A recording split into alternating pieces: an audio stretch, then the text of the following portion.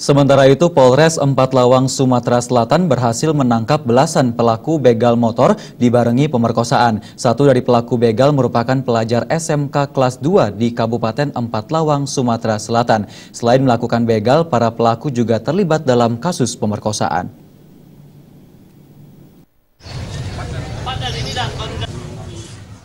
Dari tangan ke-17 pelaku begal motor yang berhasil ditangkap ini, turut disita sejumlah barang bukti antara lain 16 buah sepeda motor, 1 senpi, 19 senjata tajam, serta belasan kunci letter T.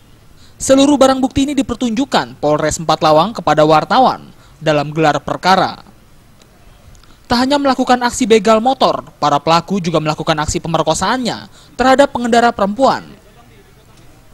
Aksi pemerkosaan ini dilakukan dengan beramai-ramai dan berulang-ulang.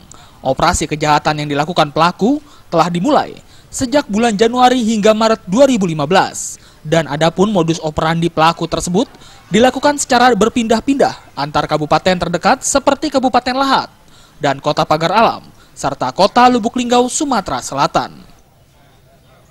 Ini dalam rangka apa, Pak?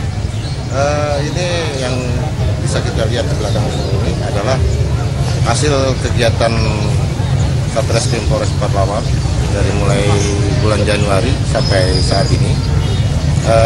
Di antara mereka adalah para pelaku curat dan pemerkosaan. Saat gelar perkara tersebut, masyarakat berbondong-bondong menyaksikan hasil tangkapan guna mengecek kemungkinan adanya sepeda motor mereka yang dicuri. Dari Empat Lawang, Sumatera Selatan, Sukma Aldino melaporkan. Densus 88 anti teror